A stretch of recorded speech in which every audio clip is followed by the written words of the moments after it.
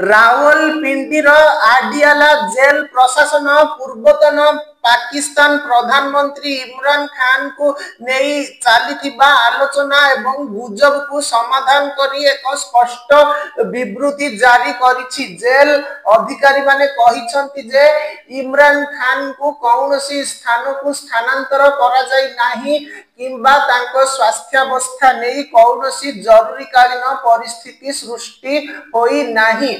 पाकिस्तान तेहरिके इनसाफ बा पीटीआई पक्षरु करा जायथिबा दाबी को मध्य जेल प्रशासन संपूर्ण भाबरे खंडन करिछि। जेल प्रशासन कहिछि जे इमरान खान को असुस्थता जोगु अन्य एक स्थान को स्थानांतर करा जायछि। इमरान खान वर्तमान रावलपिंडीर आडियाला जेल रे बंदी अछंती। तेबे आपण जानी आश्चर्य हेबे जेउ जेल रे एबे बंदी अछंती इमरान खान दिने सही जेल रे पूर्वतन प्रधानमंत्री को फांसी दिया जायतिला। कुहा जाय जे खूब भयंकर एही जेल। तेबे आसंतु जानिबा सही पूर्वतन प्रधानमंत्री को मृत्युदंड विषय रे काहाकू फांसी दिया जायतिला। एही घटना पाकिस्तान इतिहासर सबुठारु विवादीय एवं वितर्कित राजनैतिक घटना मध्यरु गोटिए। पूर्वतन पाकिस्तान प्रधानमंत्री जुल्फिकर अली भुट्टो को पुराना रावलपिंडी जेल रे फांसी दिया जायतिला।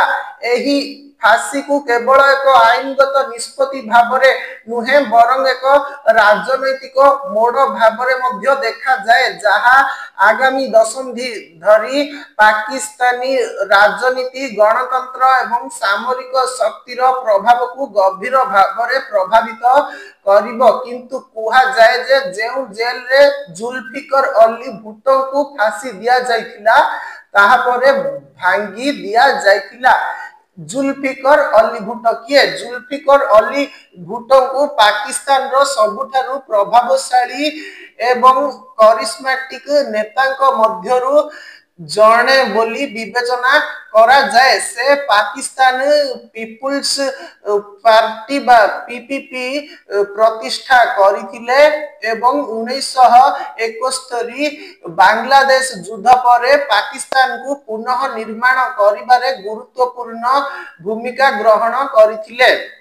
से 1971 रु 73 राष्ट्रपति एवं परे 1973 रु 1977 पर्यंत प्रधानमंत्री भाबरे कार्य करिथिले।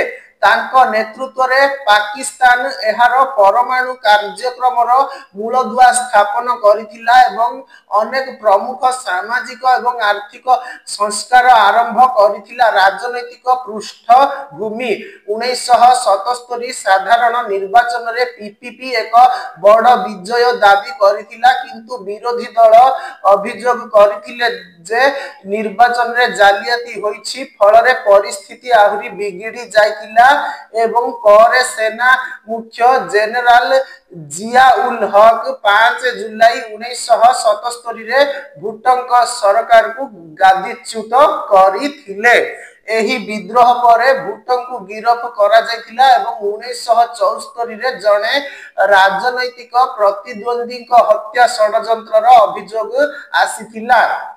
मामला आरंभरु विवादीय। तांको विरोध रे मामला गुडिकर साक्षी माने सेमानकर बयान बदलाउथिले। कोर्ट रो राय को राजनैतिक बोली विवेचना करा जाउथिला एवं अंतर्जातीय स्तर रे एहा को एक न्यायिक हत्या बोली मध्य कुहा जाउथिला। अनेक देश दंडादेश को प्रत्याहार करिबा पई आवेदन करिथिले, किंतु मामलार प्रत्येक पर्याय रे भुट्टो विरुद्ध रे राय लेखा जायतिला।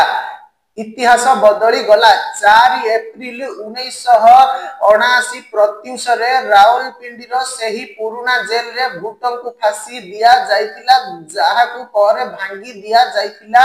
एहा पूर्वरु तांको परिवार को सीमित शेष दर्शन पई अनुमति दिया जायतिला। तांकर राजनैतिक लोकप्रियता जोगु सरकार फांसी प्रक्रिया को अत्यंत गोपनीय रखिथिले।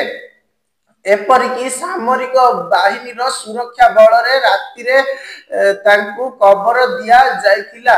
एही निष्पत्ति पाकिस्तान राजनीति रे सामरिक बाहिनीर वृद्धि पाउथिबा प्रभाव को प्रकाश करिथिला एवं एहाकु एबे भी पाकिस्तान रो न्यायिक प्रक्रिया उपरे एक दाग भाबरे विवेचना करा जाए।